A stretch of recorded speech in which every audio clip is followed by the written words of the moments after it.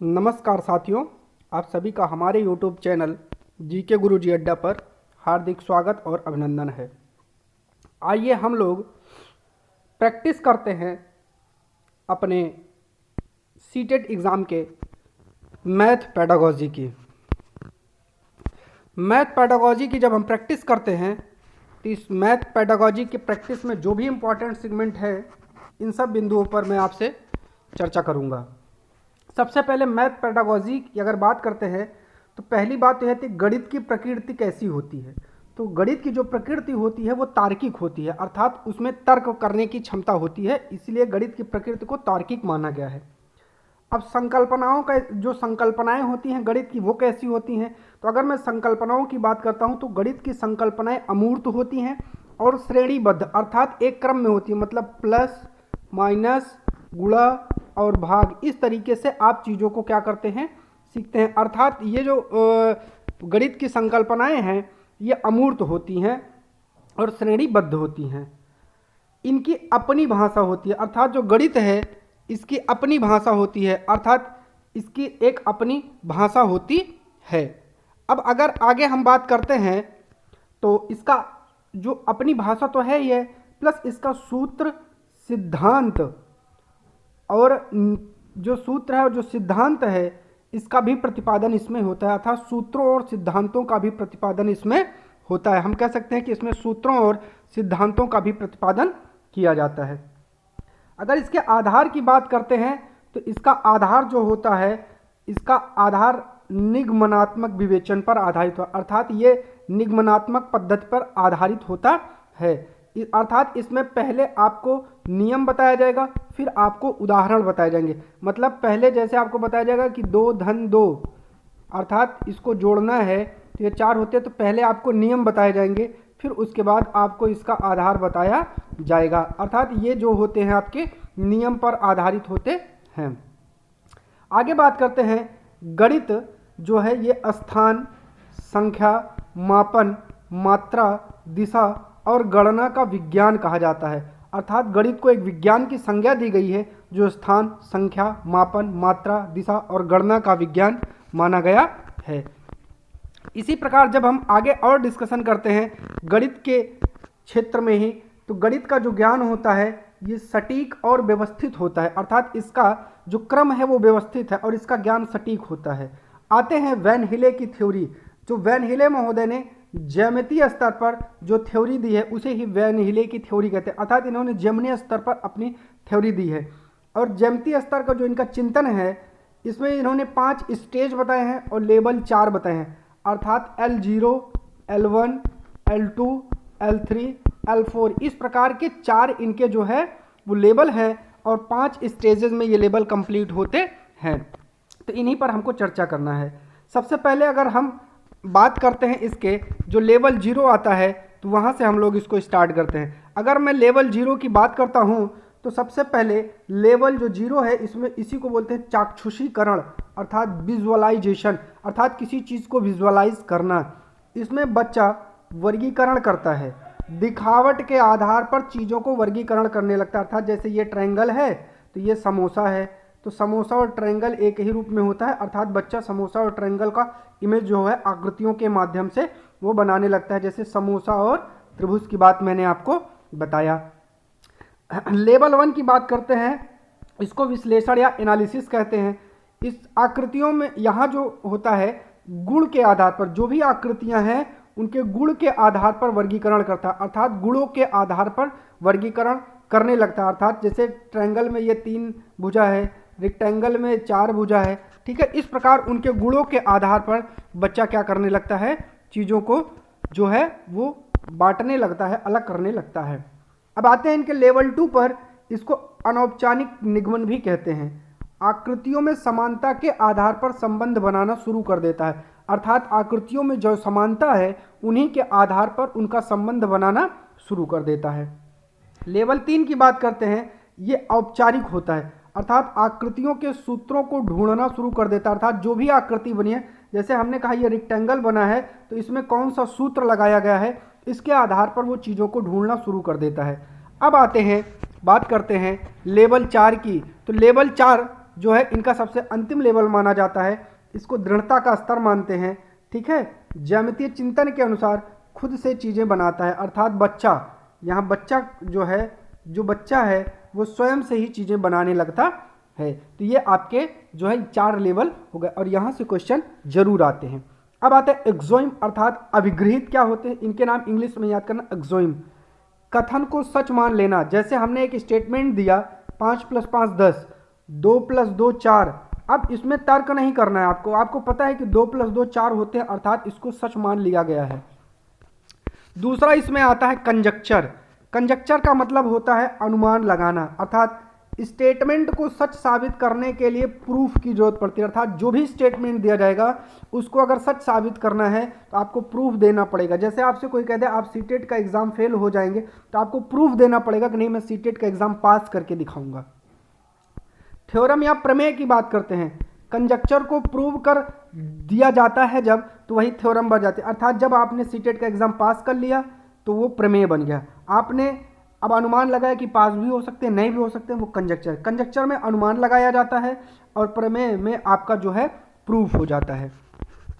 आते हैं अगले टॉपिक की तरफ। अगला टॉपिक बहुत इंपॉर्टेंट है, पैमिला लीवेक की थ्योरी। ये एक ब्रिटिश की गणितज्ञ हैं, इन्होंने फ्रैक्शन अर्थात 1/2, 1/3, 1/4 की संकल्पना को समझने के लिए या इस कॉन्सेप्ट वाले क्वेश्चन के लिए अपनी ये थ्योरी दी है।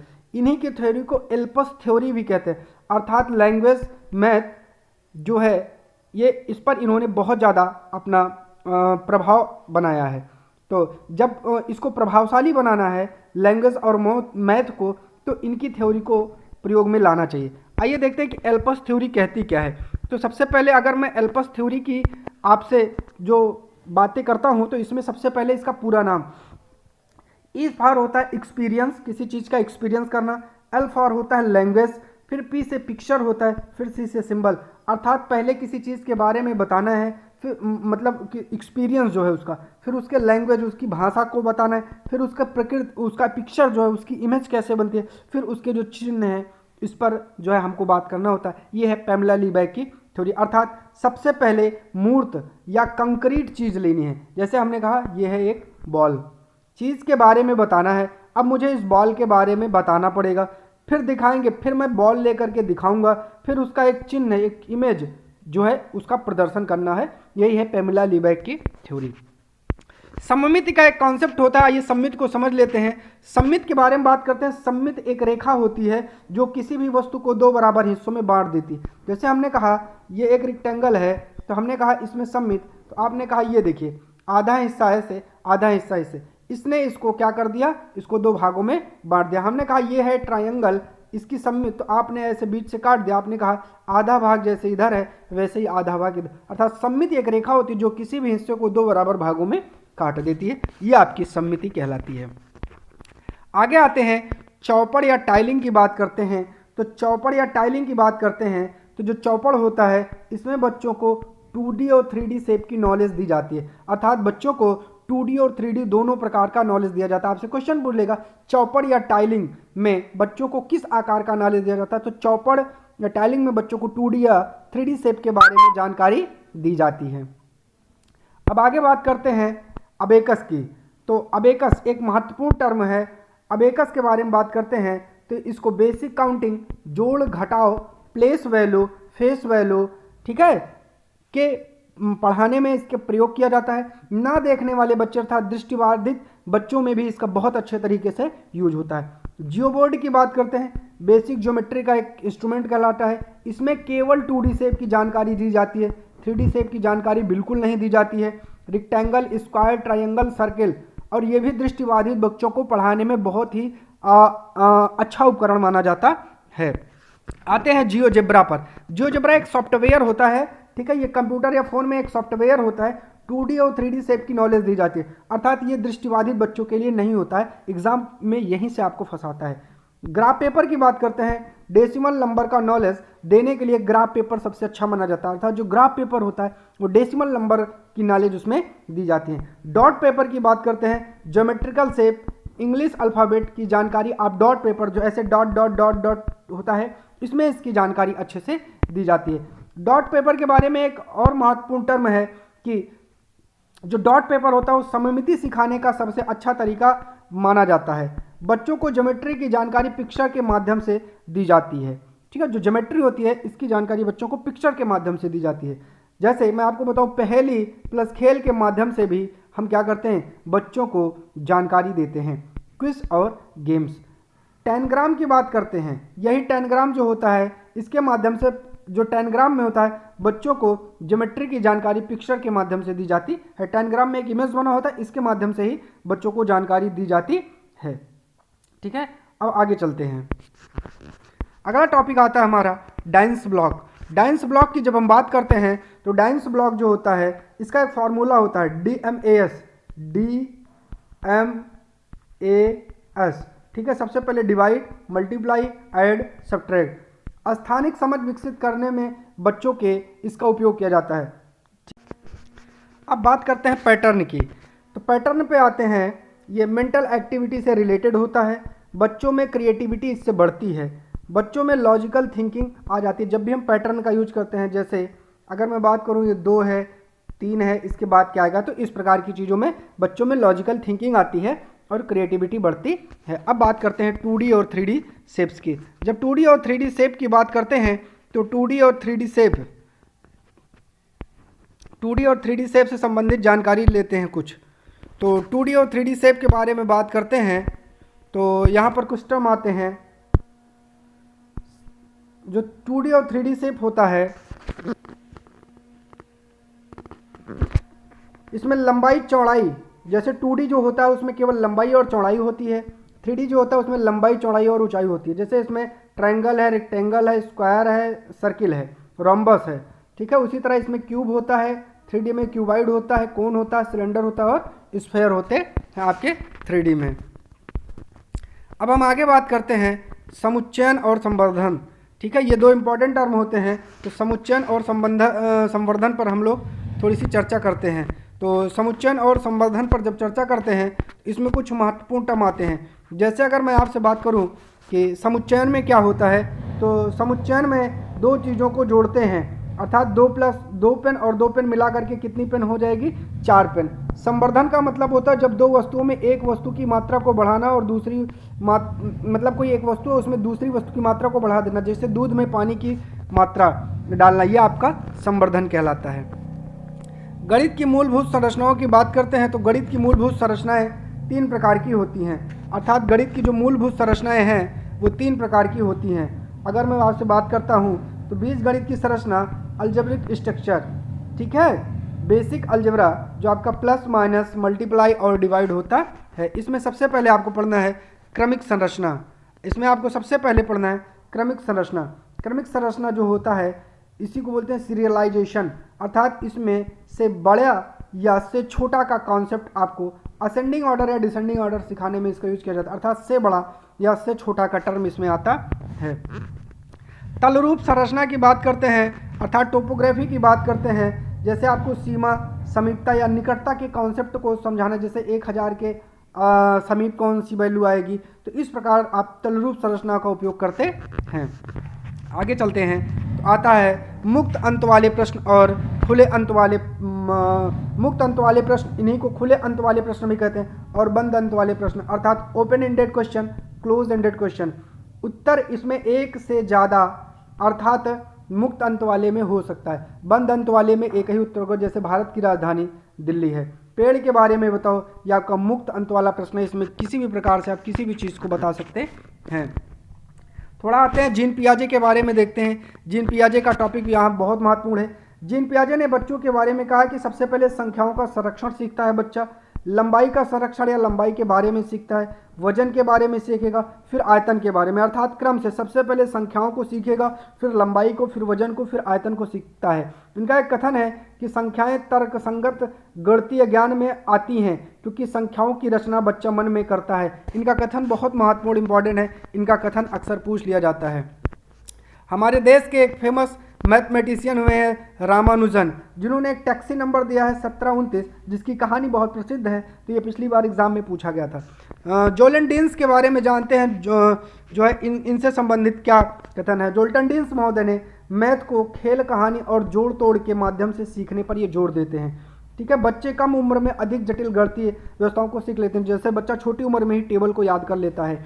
इनके अनुसार बच्चा गणित को कम समय में कठिन से कठिन गणित को सीख सकता है। इन्होंने सीखने के 4 सिद्धांत बताए हैं: गतिक नियम, बोधात्मक परिवर्तनशीलता का नियम, गणित परिवर्तनशीलता का नियम और रचनात्मक नियम, ये इन्होंने बताया है। जॉर्ज पोल्या की बात करते हैं। जॉर्ज पोल्या हंगरी के ये गणितज्ञ हैं। समस्या समाधान के 4 स्तर बताए हैं। पहले इन्होंने बताया समस्या को समझना, अंडरस्टैंड द प्रॉब्लम, योजना बनाना, उसकी प्लानिंग करना, योजना का संचालन, उसका इम्प्लीमेंटेशन करना और पुनः जांचना, उसको फिर से उसकी जो समस्या है उसको जांचना। यही 4 स्तर इन्होंने बताया है। एनसीएफ 2005 को समझ लेते हैं। एनसीएफ 2005 क्या कहता है? गणित शिक्षण का संकीर्ण उद्देश्य है संख्याओं से संबंधित कौशलों को विकसित करना और समस्या समाधान का कौशल विकसित करना, अर्थात हाई समस्या समाधान का कौशल विकसित करना, उच्च स्तर के समस्या समाधान के कौशल को विकसित करना। प्राइमरी स्कूल में चौपड़, अनुमान लगाना, सममिति गणित पाठ्यक्रम का भाग माना जाता है। इन्होंने बताया कि प्राइमरी स्तर पर चौपड़, अनुमान लगाना और सममिति को गणित पाठ्यक्रम का हिस्सा माना चाहिए। प्राइमरी कक्षा में एकीकृत उपागम को प्रयोग में लाना चाहिए। लिंग, जाति और कौशल से मुक्त होनी चाहिए, जिसमें लिंग के आधार पर भेद नहीं होना चाहिए, जाति के आधार पर भेद नहीं होता और कौशल से मुक्त होना चाहिए। मुख्य उद्देश्य बच्चों का गणितीकरण करना है, अर्थात प्रौद्योगिक क्षमताओं का विकास करना है। ठीक है, तो गणित अन्वेषण में जो टेक्नोलॉजीज होती हैं वो गणित अन्वेषण में सहायता करती हैं और छात्रों की जो संलग्नता है उनको अर्थात व्यस्त करने में सहायक हो सकती हैं। जैसे कैलकुलेटर की अनुमति एग्जाम में बच्चों को दे जानी चाहिए। ये एक प्रकार की बात इन्होंने एनसीएफ ने कहा है। और इन्होंने कहा संख्यात्मक कौशलों का ज़्यादा से ज़्यादा विकास करना चाहिए। थोड़ा सा आइए मापन के कॉन्सेप्ट को देख लेते हैं। मापन जो होता है इससे संबंधित जो कॉन्सेप्ट है, तो मापन अर्थात लंबाई मापना। तो अगर किसी चीज़ की लंबाई मापना आपको क्या करेंगे? सबसे पहले तुलना करेंगे, फिर आप प्रमाणिक मापों का प्रयोग करेंगे, फिर प्रमाणिक मापों का उपयोग करेंगे, प्रमाणिक इकाइयों को विकसित करना। ये आपके इंपॉर्टेंट टॉपिक आते हैं मापन से संबंधित। ये 1 लाइनर है, इनको याद कर लीजिए आप, ये बहुत इंपॉर्टेंट होते हैं। तुलनात्मक जमा की बात करते हैं जब यक्स के पास वाई की तुलना में कोई वस्तु ज़्यादा हो। ठीक है, तो जैसे हमने कहा यक्स एक व्यक्ति है, वाई एक व्यक्ति है, तो यक्स के पास यक्स जो है उसके पास 2 रुपये, वाई के पास यक्स से 5 रुपये ज़्यादा, अर्थात ये वाई के पास 7 रुपये, तुलनात्मक जमा हो गया। यक्स के पास वाई की तुलना में जब कोई वस्तु कम हो उसको तुलनात्मक घटा कहते हैं। व्यवकलित जमा, यक्स के पास वाई से कितना ज़्यादा है, से कितना ज़्यादा है आ जाएगा तो उसको व्यवकलित जमा कहते हैं, और से कितना कम आ जाएगा तो उसको व्यवकलित घटा का कॉन्सेप्ट कहते हैं। अब आते हैं थोड़ा सा प्लस माइनस और फ्रैक्शन सीखने के तरीकों पर। ठीक है, तो इसमें एक आता है आपका सांप सीढ़ी और जो आपको खेल बताया जाता है वो संख्याओं के ज्ञान के लिए आपके एनसीईआरटी में दिया गया है कि बच्चों को सांप सीढ़ी का गेम क्यों खेलना चाहिए। इससे बच्चों में संख्या के प्रति जानकारी मिलती है। गणित की भाषा और महत्वपूर्ण शब्दावलियाँ। गणित की भाषा में कुछ महत्वपूर्ण शब्दावलियाँ, आइए इन पर चर्चा कर लेते हैं थोड़ी सी। अगर इनकी बात करते हैं, इनमें सबसे पहले आता है अंक, न्यूमरल। अंक नाम है अर्थात नंबर्स या सिंबल्स को दर्शाता है। ठीक है, हिंदू अरेबिक न्यूमरल्स की बात करें 0 1 2 से लेकर के इन्फाइनाइट तक होता है। प्लेस वैल्यू को जो है प्लेस वैल्यू का कॉन्सेप्ट हम लोग इसी से जानते हैं। रोमन नंबर की बात करते हैं तो रोमन नंबर आपका जो है 1 2 रोमन में लिखा जाता है। ये प्लेस वैल्यू को कॉन्सेप्ट में इसका यूज नहीं होता। गणित की भाषा सरल और बोधपूर्ण होनी चाहिए। मानसिक स्तर पर दैनिक जीवन से संबंधित आपकी गणित की भाषा होनी चाहिए। तो ये आपका मैथ की जो मैथ है ये आपका कंप्लीट होता है, और इसमें आपको किसी भी प्रकार का कोई भी डाउट हो तो आप कमेंट करके पूछ सकते हैं। आप सभी ज़्यादा से ज़्यादा संख्या में चैनल पर जुड़िए, वीडियो को लाइक और शेयर करना ना भूलें। धन्यवाद।